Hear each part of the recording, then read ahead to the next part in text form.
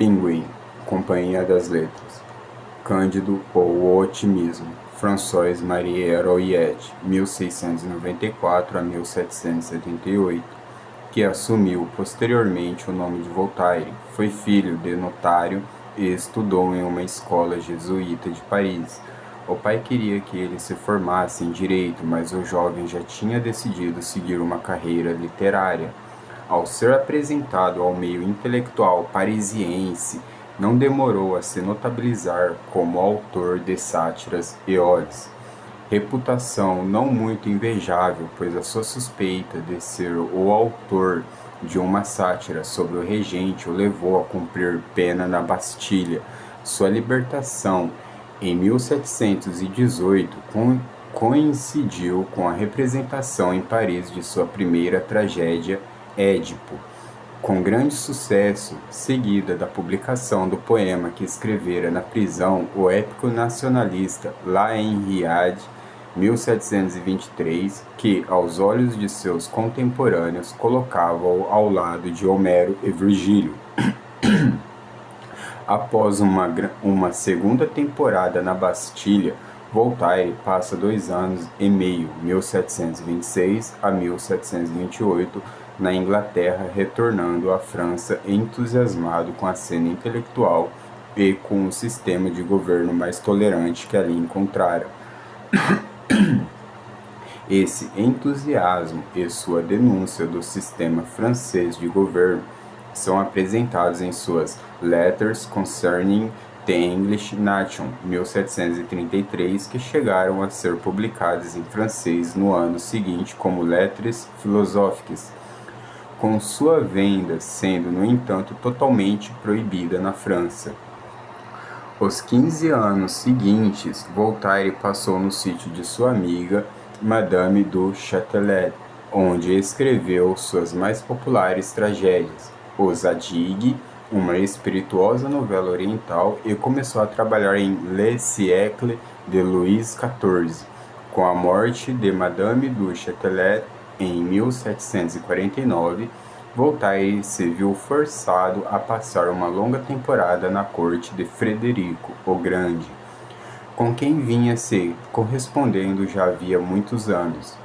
Ali pôde completar sua mais importante obra histórica, os Essays sur les moeurs et l'esprit des nations, ensaio sobre os costumes e os espíritos das nações, e começar o seu Dictionnaire philosophique. Os desentendimentos com Frederico levaram Voltaire a deixar a Prússia em 1753, mas ele não estava seguro na França. Após vagar por 2 anos, estabelece-se próximo a Genebra, conseguindo por fim um lar em Ferney. Foi em seus últimos mais brilhantes 20 anos de sua vida que ele escreveu Cândido, seus diálogos e novos contos, além de publicar seu muito lido Dicionário Filosófico 1764, em, abre aspas, edição de bolso, fecha aspas. Ao mesmo tempo em que conduzia seus incessantes e vigorosos ataques contra o que denominava a, abre aspas, infâmia, fecha aspas. Todas as manifestações de tirania e perseguição empreendidas por uma privilegiada ortodoxia na Igreja e no Estado. Morre aos 84 anos após uma visita triunfal a Paris, de onde estivera por tanto tempo. Mário Laranjeira é professor aposentado da Faculdade de Filosofia, Letras e Ciências Humanas da Universidade de São Paulo e tradutor de obras de filosofia, literatura e ensaística francesa. Em 1997, ganhou o Prêmio Jabuti pela tradução de Poetas de França Hoje. Atuou como professor visitante em Toulouse, Reims e Bordeaux, na França, e vive em São Paulo. Michael Oud nasceu em Lincoln em 1936, onde se formou em gramática, estudou francês e alemão no St. John's College em Cambridge e deu aulas de inglês e literatura comparada na Columbia University, em Nova York, e na Exeter University. Atualmente é professor de inglês na cadeira Stroud em Princeton. Entre os seus livros figuram Istanbul, America in the Moves, The Magician's Dogs, Franz Kafka, The Road to Delphi. É membro da Royal Society of Literature e a American Academy of Arts and Sciences. Theo Kolff estudou em Dublin e na Sorbonne. De Saint-Exupéry traduziu The Little Prince e Lately The Stage, e de Voltaire, Micromegas and Other Short Fictions, todos para a Penguin.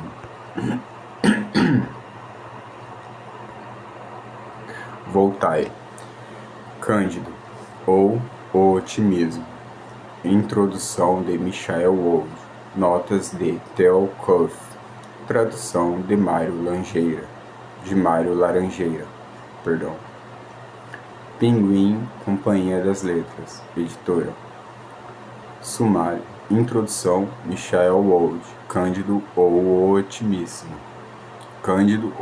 Otimismo. Notas, cronologia.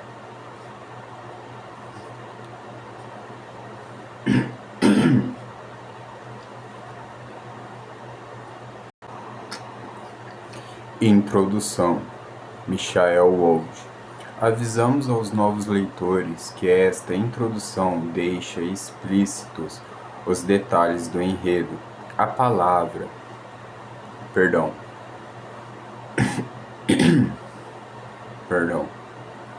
Introdução, Michael Wood.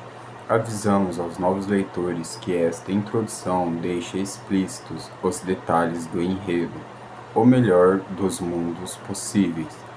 A palavra, abre aspas, otimismo, fecha aspas, usada pela primeira vez em forma impressa em 1737, representa uma posição filosófica, a afirmação de que, apesar dos erros e das aparências, a criação divina é tão boa quanto pode ser, e o subtítulo de Voltaire visa justamente a essa doutrina. Mas o jovem herói do livro é um otimista também no sentido moderno. Cândido olha para o lado ensolarado quando pode, e nenhum momento de desânimo é capaz de impedir que sua alegria inata retorne. Voltaire não lhe facilita a vida. Cândido habita um mundo estranhamente repleto de desastres, guerra e terremoto, estupro reiterado e a persistente exploração do fraco e do inocente pelo rápido e forte. Ele sofre muito e, atencioso e bom, nota as catástrofes alheias. Desespera-se ao ver em Suriname um escravo que perdeu um braço num acidente no engenho de açúcar e uma perna como castigo por ter tentado fugir. O escravo é muito franco, abre aspas, é a esse preço que vós comeis açúcar na Europa, fecha aspas, capítulo 19. E apresenta uma das condenações mais impressionantes e inventivas do livro das práticas desumanas. Os missionários holandeses ensinaram aos escravos africanos convertidos que todos nós, negros e brancos, somos filhos de Adão e, portanto, membros da mesma família. Abre aspas. Ora, a vez de concordar, fecha aspas, diz o escravo, abre aspas, que não se pode tratar os parentes de maneira mais horrível, fecha aspas. É nesse ponto o único lugar no livro, a parte o subtítulo, que se emprega a palavra, abre aspas, otimismo, fecha aspas. A abominação da escravidão, exclama Cândido, levaria até mesmo seu mestre Pangloss a renunciar à doutrina do otimismo. Cacambo, o criado de Cândido, não conhece a palavra, Abre aspas. O que é otimismo? Fecha aspas. Pergunta Cândido, responde que, abre aspas, é a fúria de sustentar que tudo está bem quando se está mal, fecha aspas. Olha para o negro e chora. A famosa ridicularização voltairiana da doutrina segundo a qual tudo está ótimo no melhor dos mundos possíveis ataca mais sutilmente, pelo menos 3 outras hipóteses mais insidiosas, a de que podemos transcender totalmente o nosso egoísmo ou provincianismo, a de que é viável um saldo final do equilíbrio do bem e do mal no mundo, a de que as filosofias humanas têm relevância no comportamento humano. O otimismo está comprometido com todos esses empreendimentos, e embora o nosso sentido moderno seja anacrônico e a amarga definição de Cândido não passe de um reflexo de seu desespero, esses significados diferentes não deixam de se relacionar, como diria o escravo mutilado. E o que nos interessa é a sua relação mútua e com o significado mais antigo e oficial da palavra. De fato, quase não vemos otimismo em Cândido, a não ser na forma de uma vasta e mordaz farsa dele. E é preciso esforço de imaginação para enxergar que a doutrina não é, ou não tem de ser, pura maluquice provinciana.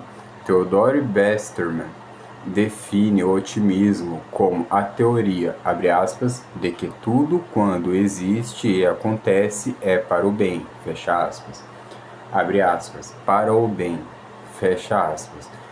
Já enviesa ligeiramente o argumento, um significado de, abre aspas, tudo está bem, fecha aspas.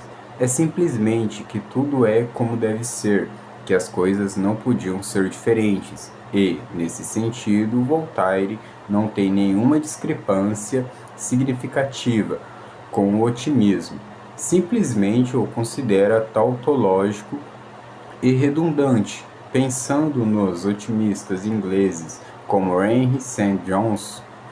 John, Bolingbroke, o Conde de Shaftesbury e Alexander Pope.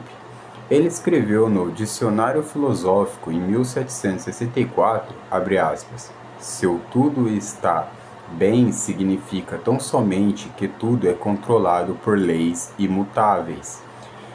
Quem não sabe disso? Fecha aspas. O melhor dos mundos possíveis reduz-se ao único mundo possível. Nunca houve outra opção. O livre-arbítrio não se subordina ao destino, mas de certo acaba conspirando com ele. Mas essa não é a afirmação mais interessante do otimismo. A ideia de que tudo está bem implica uma perspectiva, bem para quem, e pode oferecer um corretivo útil para as limitações de visão. O mundo não é necessariamente um lugar ruim porque as coisas para mim vão mal. O próprio Voltaire aceitou essa opinião no começo de sua carreira, abre aspas. O que é ruim em relação a você é bom no arranjo geral, fecha aspas. Escreveu em Elementos da Filosofia de Newton, 1738. E, naturalmente, as ideias cristãs de um Deus benevolente e de uma queda afortunada são otimistas neste sentido. Em última instância, é para o bem, mesmo que exista unicamente um vale de labor e lágrimas por onde prosseguir. Podemos pensar nos versos de Alexander Pope no Ensino sobre o Homem, 1734. All nature is but art, unknown to tear. All chance, direction, which those canst not see. Raw discord, harmony not understood. Raw partial evil, universal good. Quando Cândido cita Pangloss dizendo que os males do mundo são sombras numa bela pintura, também cita o filósofo alemão Gottfried Wilhelm Leibniz, importante defensor do otimismo do século XVIII, que asseverava que, abre aspas, as sombras realçam as cores, fecha aspas. Esse não é um argumento desprezível, ainda que tenhamos mais afinidade com a proposição de Martinho. O severo companheiro de Cândido, que acha que tais sombras são, abre aspas, manchas horríveis, fecha aspas, capítulo 22, o que afastou Voltaire dessa forma mais complexa de otimismo não foi a recusa de sua lógica nem a convicção de sua falsidade, mas a percepção de sua crueldade potencial e a certeza de que a afirmação, mesmo que verdadeira, não podia ser testada, e pior, era impossível articulá-la sem incorrer numa espécie de cumplicidade com o inaceitável. Na adesão excessivamente entusiasta à ideia de que certos horrores, além de inevitáveis, são necessários, abre aspas, eu respeito, meu Deus, fecha aspas, escreveu Voltaire no, abre aspas, poema sobre o desastre de Lisboa, fecha aspas, abre aspas, mas amo o universo, fecha aspas. Escreveu em outra parte pensando em Poe, abre aspas, um esquisito bem geral, composto de pedra, gota, todos os crimes, todo sofrimento, morte e danação, fecha aspas, em Voltaire's Politics, a política de Voltaire. Peter Guide chega a dizer que, abre aspas, a objeção de Voltaire ao qualquer coisa que está certa não era ao seu otimismo complacente, e sim ao seu pessimismo semi-complacente, semi-desesperado. O ataque de Voltaire ao otimismo era um ataque ao pessimismo em nome de uma filosofia da atividade, fecha aspas. Em outras palavras, Voltaire considerava o pessimismo simplesmente fácil demais. A palavra, abre aspas, pessimismo, fecha aspas, convém acrescentar, só passou a ser usada em 1794 e parece ter sido cunhada por Coleridge, posto que o arcabouço mental já existisse claramente desde muito antes, e Voltaire sabia que não gostava dele. A primeira arremetida do livro contra o otimismo atinge a doutrina em sua forma mais crassa e cômoda, uma combinação de ignorância com complacência que afirma que tudo vai bem em toda parte porque eu estou ótimo no cantinho de mundo que por acaso conheço. Aqui, boa parte da graça depende das paródias de Voltaire, da argumentação desleixada, das conexões deliberadamente frouxas entre as cláusulas e de um senso extravagantemente restritivo do que é o mundo. O Barão de Thunder Ten Tronckh é, abre aspas, um dos senhores mais poderosos da Estfália, pois o seu castelo tinha uma porta e janelas, fecha aspas. Capítulo 1. A sofisticação relativa da residência do barão para Voltaire a Estfália é o modelo consumado do atraso, é o resultado, não a causa de sua grandeza, mas a linguagem de Voltaire insinua maliciosamente o contrário, e naturalmente, uma vez que a Estfália é o mundo, esse há de ser o melhor castelo do mundo. Cândido também se pauta por tal estilo lamentável de inferência quando pensa que Pangloss é o maior filósofo da província, abre aspas, e, consequentemente, de toda a terra, fecha aspas. Voltaire tomou uma frase grandiosa de Pope e a reduziu à trivialidade, abre aspas, tudo que está certo, fecha aspas, passa a ser em Cândido, abre aspas, Gosto das coisas tal como são porque elas me convêm e porque eu não conheço nada melhor. Fecha aspas. Essa posição é não só egoísta, como dependente de condições que escapam ao controle e se tornam rapidamente insustentável com a expulsão de Cândido do castelo. Com a ruína moral e física de Pangloss e com a invasão do castelo pelos búlgaros, irredutível Pangloss desenvolve argumentos mais complicados, ainda que profundamente confusos, quando começou suas viagens com Cândido. Se Colombo não tivesse trazido a sífilis do Novo Mundo, não teríamos chocolate no Velho. Se as doenças particulares constituem o bem geral, quanto mais doenças particulares houver, tanto mais tudo estará bem. Nas afirmações absurdas de Pangloss, temos a primeira alusão àquilo que só no fim do livro fica totalmente claro. Pangloss faz questão do seu sistema, não por acreditar nele, mas porque é o seu sistema.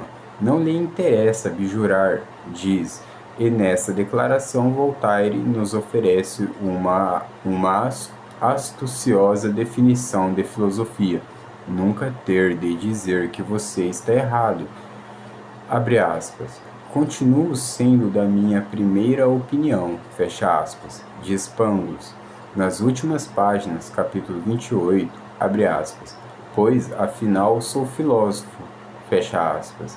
E Voltaire, num momento inusitadamente informativo, conta-nos que Pangloss mantém suas opiniões, embora não acredite nelas. Capítulo 30.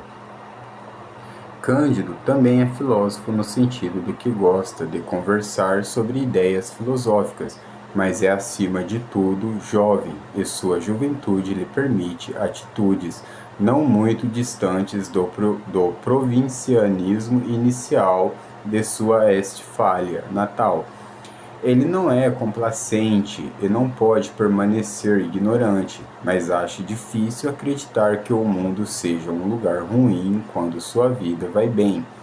Voltaire insiste implacavelmente nesse ponto, tão rigoroso com o seu simpático herói quanto com qualquer outro personagem, mas também interessado na energia do egoísmo, desde que, combinado com a curiosidade e a compaixão, ficamos sabendo que a vantagem de Cândido sobre Martinho é ter esperança, abre aspas, e que ele continuava esperando ver a senhorita Cunegunda, e Martinho não tinha nada a esperar, fecha aspas. Capítulo 20. No entanto, assim como a esperança, Cândido possui ouro e diamantes, e também tem bom apetite. Na furtiva frase seguinte, a senhorita Cunegunda fica exprimida entre o dinheiro e a comida como apenas uma parte daquilo que constitui o melhor dos mundos possíveis, abre aspas. Quando pensava no que lhe restava nos bolsos e quando falava de Cunegunda, principalmente no fim da refeição, inclinava-se então para o sistema de Pangloss, fecha aspas. E quando Cândido diz, abre aspas, mais uma vez, Pangloss tinha razão, tudo está bem, fecha aspas. Capítulo 27. Significa apenas que ele acredita que o almejado fim de sua viagem está próximo. Voltaire raciocina de modo ligeiramente diferente quando faz Cândido afirmar, recusando um prato delicioso, que está muito infeliz para comer. Mas todas as piadas têm o mesmo tema. A felicidade e a infelicidade são contingentes, locais e materiais. O otimismo filosófico e a melancolia convencional são posturas. De certo, há egoísmo no reiterado recurso de Cândido ao sistema de Pangloss, mas há uma saúde moral fundamental em sua incapacidade de ficar muito tempo infeliz mesmo quando sua inteligência diz que deve ficar. O pior dos mundos possíveis. Falar no melhor dos mundos possíveis, como fazem repetidamente Pangloss e Cândido, é não só esposar o otimismo que venho descrevendo, como comparar mundos explicitamente e dizer implicitamente que o mundo existe. Abre aspas. Se é aqui o melhor dos mundos possíveis, fecha aspas, diz Cândido, depois do ato de fé em que foi açoitado, e Pangloss, enforcado, abre aspas. O que serão os outros, então? Fecha aspas. Capítulo 6. É provável que esteja pensando na Terra inteira, mas também é possível pensar mais modestamente, como vimos, se a Estfália é um mundo, ou são igualmente outras regiões e países. Se a Europa é um mundo, também o são as Américas, e o próprio Cândido o diz, abre aspas. Nós vamos para outro universo. É nesse, por certo, que tudo está bem. Fecha aspas. Capítulo 10. Como veremos, está certo e errado quanto a isso, mas em Cândido, as pessoas também são mundos, cada qual confinada num círculo de necessidade e experiência individual,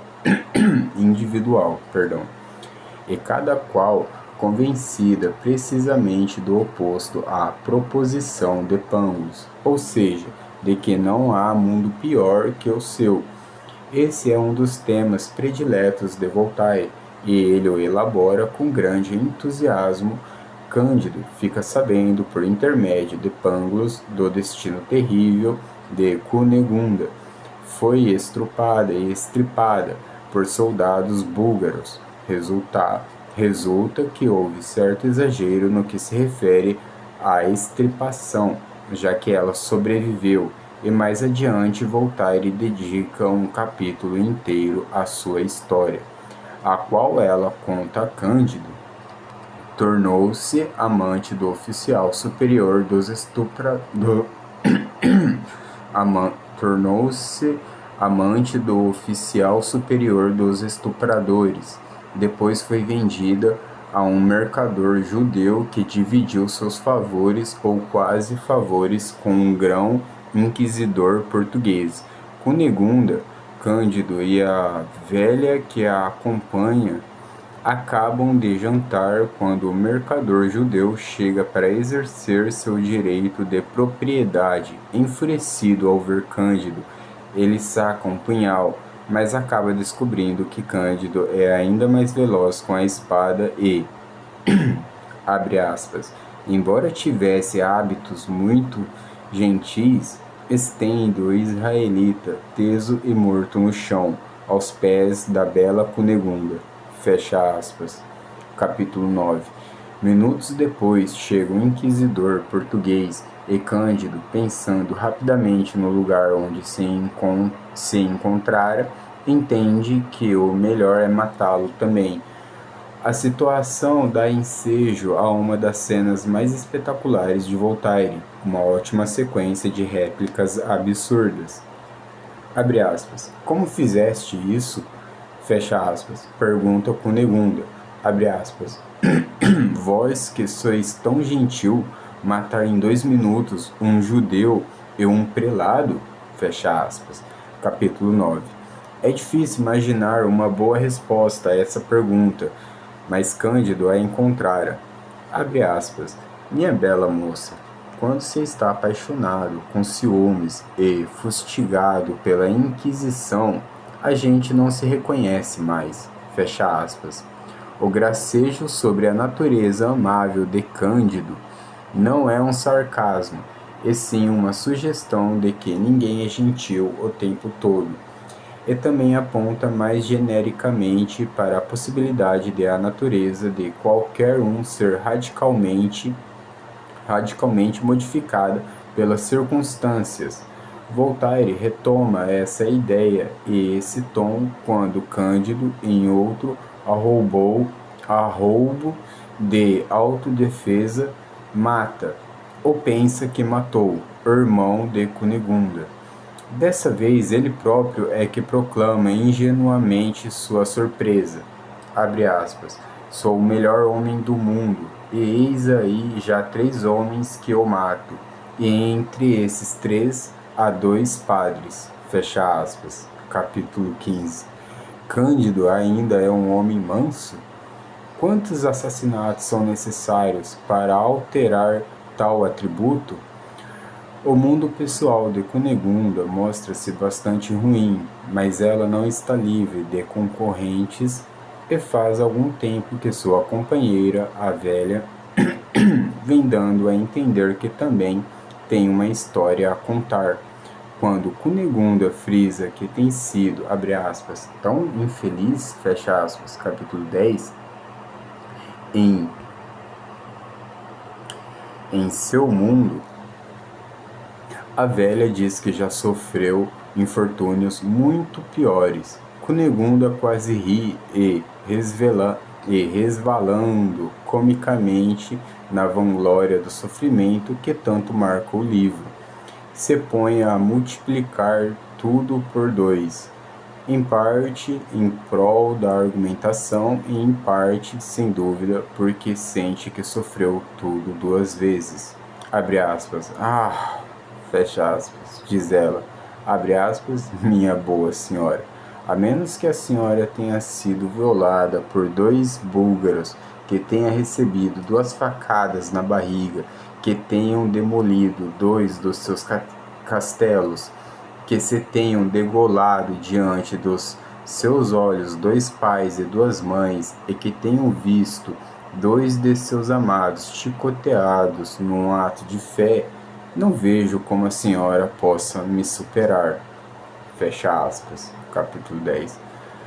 O número de búlgaros parece correto, o resto é contabilidade competitiva.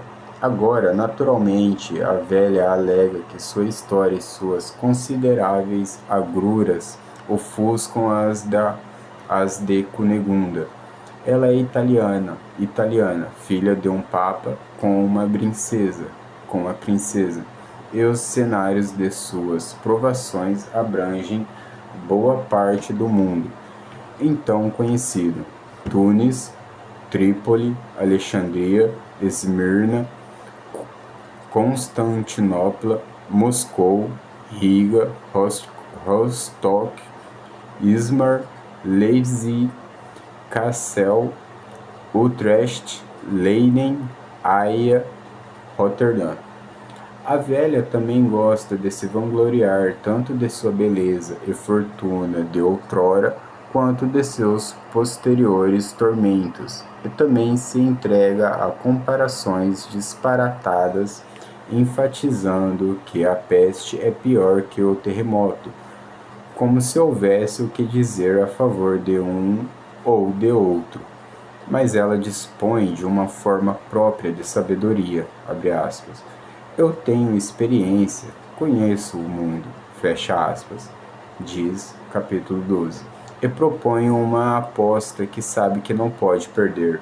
Desafia Cunegunda a pedir aos passageiros que contem sua história, abre aspas, e se houver um só que não tenham amaldiçoado a vida com frequência, que não tenham dito muitas vezes a si mesmo que era o mais infeliz dos homens, atirai-me ao mar de cabeça, fecha aspas, insinua, pois que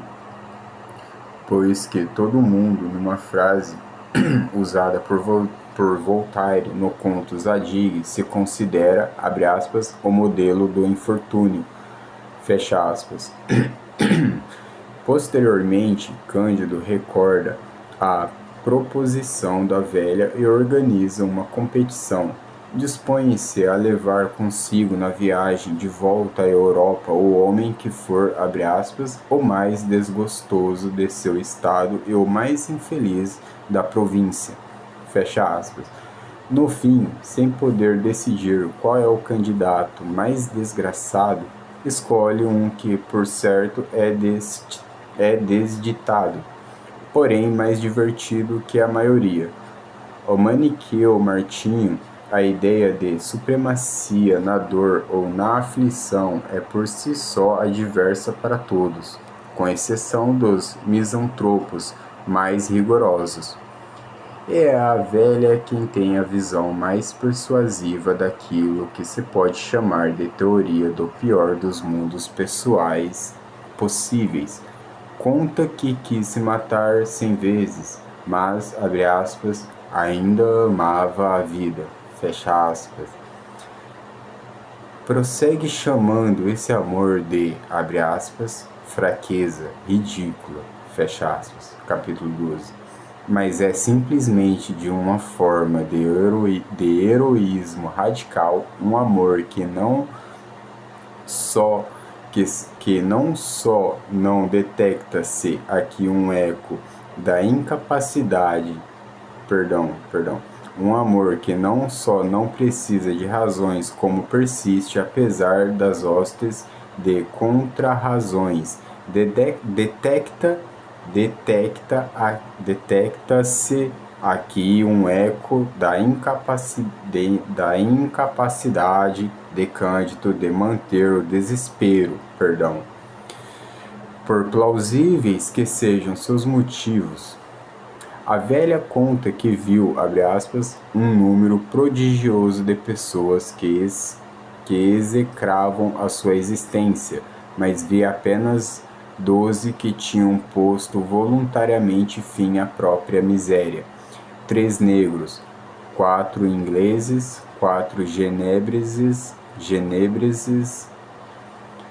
e um professor alemão chamado Robeck, fecha aspas. A lista é concebida com cuidado. Os negros são presumivelmente escravos.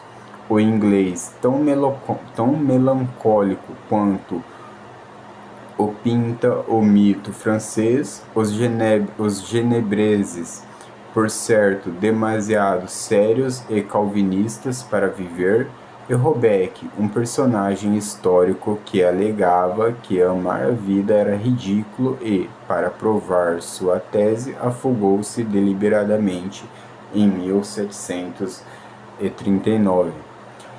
Quanto ao Novo Mundo, Cândido está redondamente enganado em acreditar que seja o lugar em que tudo está bem, pois a crueldade, o conflito e a ambição não se restringem ao velho mundo, e Cacambo assinala que, abre aspas, este hemisfério não vale mais do que o outro, fecha aspas, capítulo 17.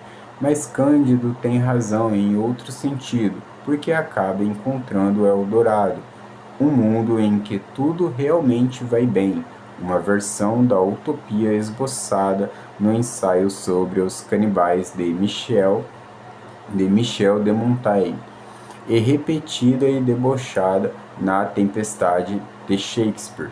Em Eldorado não há tribunais, prisões nem advogados, e ninguém se interessa por ouro ou prata. Os nativos acreditam em Deus, mas não rezam, no sentido de rogar auxílio, graça ou cura, porque já tem tudo de que necessitam. Sua forma de oração é mera adoração e agradecimento. No entanto, a felicidade e a inocência dos cidadãos de Eldorado permanecem em isolamento total, garantido por um edito com o qual todos no qual todos consentiram e que a todos proíbe de deixar o reino, e, naturalmente, nenhum estrangeiro pode nele entrar, a não ser pelo tipo de acidente que levou Cândido e Cacambo para lá. Voltaire parece dizer que é possível encontrar e fruir o melhor dos mundos, mas só ao preço da separação total do mundo turbulento e cambiante em que os humanos têm o hábito de viver e morrer. E, nesse contexto, a observação feita por Cândido e Cacambo, ambos igualmente perplexos e desconcertados com Eldorado, mesmo sem nele ter visto muita coisa, é excepcionalmente reveladora. Eles dizem que aquele é, abre aspas, provavelmente um país onde tudo vai bem, pois é absolutamente necessário que haja algum desta espécie, fecha aspas. Capítulo 17. Absolutamente necessário? O lugar não precisa existir na realidade material e, pelo que sabemos, nunca existiu, mas, ao que parece, deve existir com uma expressão de necessidade e desejo, pois nós não podemos viver sem o sonho de perfeição que ele encarna. É justamente por isso que Voltaire o inclui no livro. Eldorado é a ilusão ficcional que representa a esperança histórica. Ora, no entanto, Eldorado é perfeito, mas a própria perfeição é um problema na ótica de Voltaire, como também sugerem suas alusões recorrentes ao Jardim do Éden.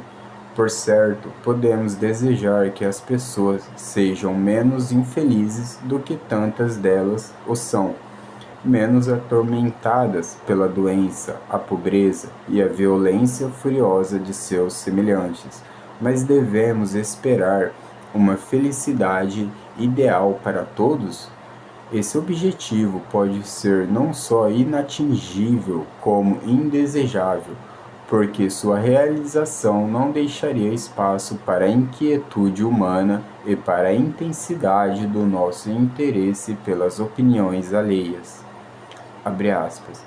Nada é mais desagradável, fecha aspas, escreve secamente Voltaire no ensaio intitulado, abre aspas, Elogio Histórico da Razão, fecha aspas, abre aspas, que ser enforcado na obscuridade, fecha aspas, ou seja, sem atenção pública ao nosso martírio e acerca do tema da felicidade, oferece uma das afirmações mais lacônicas e complexas em Cândido.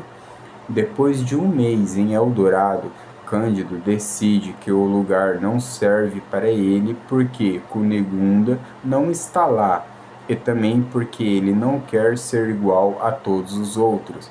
Se levar para a Europa algumas cargas de ouro e joias, será mais rico que todos os reis somados. Cacambo concorda. É bom estar em movimento. Nós todos gostamos de voltar para casa e contar a história das nossas viagens. O comentário de Voltaire é, abre aspas, os dois felizes resolveram não mais sê-lo, fecha aspas. Por que alguém decidiria abandonar a felicidade? Porque não era felicidade? Ou porque era? O paradoxo com certeza contém um elemento de crítica, uma medida de loucura. Essas duas pessoas genuinamente felizes não sabem viver com a felicidade. Porém, outra leitura, talvez mais forte, insistira no elogio ambíguo. Os dois fazem bem em partir. A felicidade não é tudo, e uma vida plena deve incluir o risco e a aventura, e até um pouco de mesquinhez. Esse cacambo está disposto a abandonar Eldorado e a felicidade com seu amo. Ele também é um modelo de bondade e lealdade, e por esse motivo, uma figura significativa no texto. A leitura de Cândido nos transforma em especialistas em desconfiança, sintonizados com a obliquidade da linguagem do livro.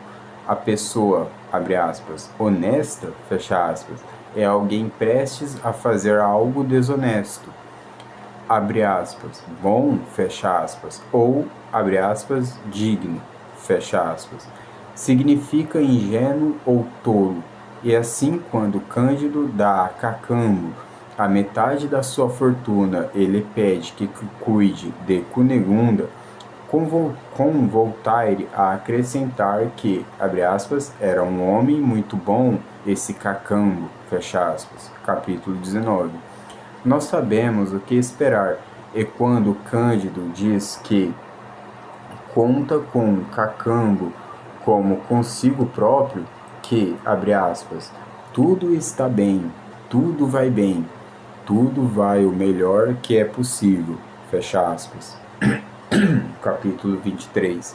Simplesmente nos perguntamos que forma terá sua terrível decepção quando chegar. Martinho reforça essa ideia ao chamar Cândido de, abre aspas, simplório, por esperar que abre aspas, um criado mestiço, fecha aspas, se conserve leal, tendo uma tão providencial oportunidade de desertar. 10 páginas mais adiante ficamos sabendo que ainda não há sinal de Cacambo, mas eis que ele aparece. Esteve o tempo todo a serviço de Cândido, encontrou Cunegunda. Resulta que, abre aspas, o fiel Cacambo, fecha aspas, é justamente o que diz o epiteto. Fiel, a regra interpretativa desse texto profundamente irônico parece ser que a leitura desconfiada de palavras, pessoas e fatos é sempre correta, salvo quando não o é. Por certo, não podemos contar com a bondade humana, diz Voltaire, mas tampouco podemos contar absolutamente com a tradição humana.